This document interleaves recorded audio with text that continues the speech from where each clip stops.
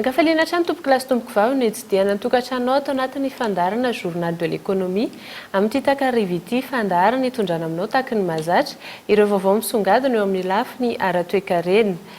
Sehatra iray isan'ny tokony ampidibola betsaka ho an'ny kitapom-bolam-panjakana ny sehatra ny fitrandrahana Renakibontany saingy hatreto aloha raha ny taremarika voaray mbola kely dia kely no vola ampidirina io sehatra io noho ny fisian'ny mpandraharaha tsy manara-dalàna betsaka amin'io sehatra io ary avy hatrany ary ny fanadihadiana. Fepetra maro no nolazain'ny ministeran'ny Renakibontany ampiakarana ny vola miditra amin'ny alalan'ny fitrandrahana Renakibontany eto amintsika, fampidirana mpitrandraka amin'ny sehatra ara-dalàna, fanodinana ny vokatra na ny akora fototra azoana tombony ary fanovana arakaraka ny sandany akora amin'ny Renakibontany eo amin'ny sehatra iraisam-pirenena ny Tambirimbidy alaina amin'ireo vokatra ireo. Ireo rafitinina no fanovana aroson'ny ministera amin'ny lalàna feno fitrandrahana Renakibontany. Raha ohatra zao raisitsika hoe any Ilakaka ianao misy fitrandrahana safira nisan'ny lehibe indrindra erakin'izao tontolo zao. Fa hitako hoe vitsy amin'ireo mpitrandraka madinika ireo no ao anatin'ny ara-dalàna zany hoe manana an'le karta mampitrandraka anazy safira. Ny aty amin'ny volamena moa zany efa manomboka amin'ny fanjakana mametraka an'le hoe agence atao amin'ny hoe agence de filière or mametraka an'le hoe carte de paillage mizara an'ireny karatra ireny. Raha amin'izao tsika amin'ny tian'izao ngamba efa mahery ny 2,000 ny carte de paillage voazarany anao. Eo amin'ny sehatra ny fitrandrahana vatosoa koa zany dia hoezanay anao zavatra mitovitovy amin'izay satria fantatra fa ireo olona ireo matoa izy mijanona Ilakaka ao mahita vola iainana isan'andro izy fa raha tsy nahita vola izy tsy mijanona teo fa matoa izy mbola mijanona eo ahitany vola io fitrandrahana safira io fa za fotsiny tsy miteny hoe izy ny tena mahazo vola be ao anatiny fa anisany mahazo vola izy kanefa reny olona reny tsy ataontsika hoe tsy comptabiliser any amin'ny registre ny impôt ka afana manisa azy hoe mampidi-bola ohatran'izao amin'ny toekarena izy ka zay mahatonga an'izy hoe eto amintsika zany mbola ambany be ny tany isa zay zany ray any hoe misy ny sehatra fisian'ny olona mbola be dia be amin'ny sehatra ny tsy ara-dalàna. Eo ihany koa ny fanoranantsika an'le hoe produit brut zany hoe tsisy valeur ajoutée zany ilay vokatra miala eto Madagasikara. Raha eto amintsika zao ohatra hoe ny Ampatovy ihany no manao transformation an'ilay nickel efa briquette ohatran'ny briquet iny izy iny no aondrany zareo. Tsy misy ahina amin'ny fampiasam-bola amin'ny fitrandrahana Renakibontany ny olana amin'ny fitrandrahana misy amin'ny faritra maro eto amin'ny firenena ankehitriny raha ny fanazavana.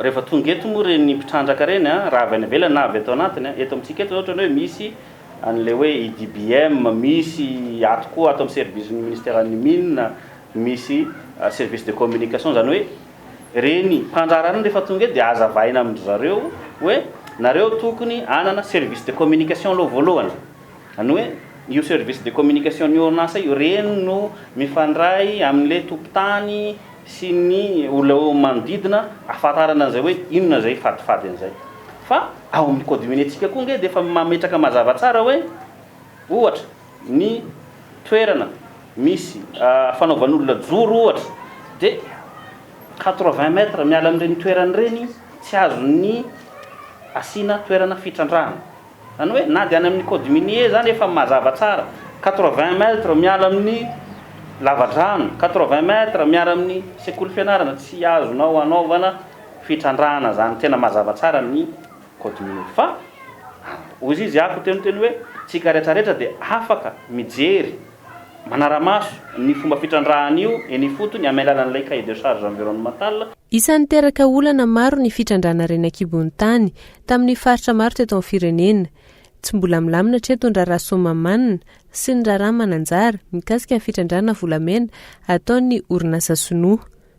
Ireo fitrandrahan'ireo izay samy manana olana amin'ny taratasy fahazon-dalana sy ny disadisa eo amin'ny lalàna ny feny fiarahamonina.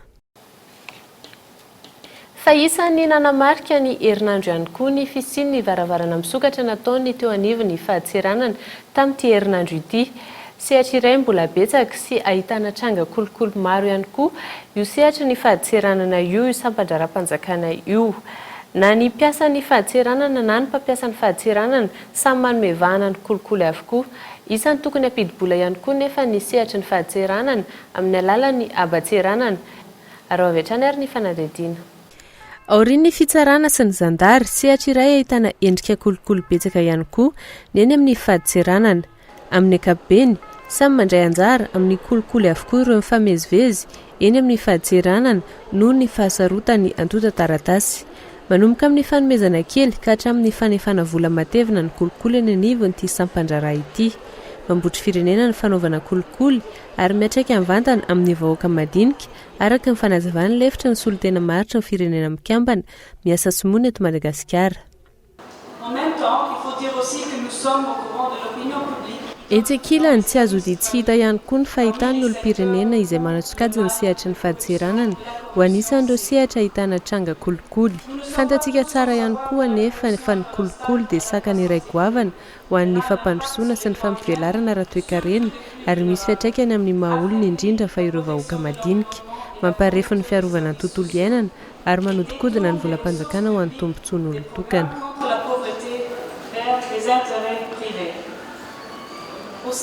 Ny fahasarotany dingana famoahana entana eny amin'ny faditseranana matetika no antony maromboka ny olona amin'ny kolikoly. Tsy misy ihany koa etsenkilany ny fanaraha-maso entitra amin'ny entana sy ny olona mifamezivezy amin'ny sampandrara tahaka itony.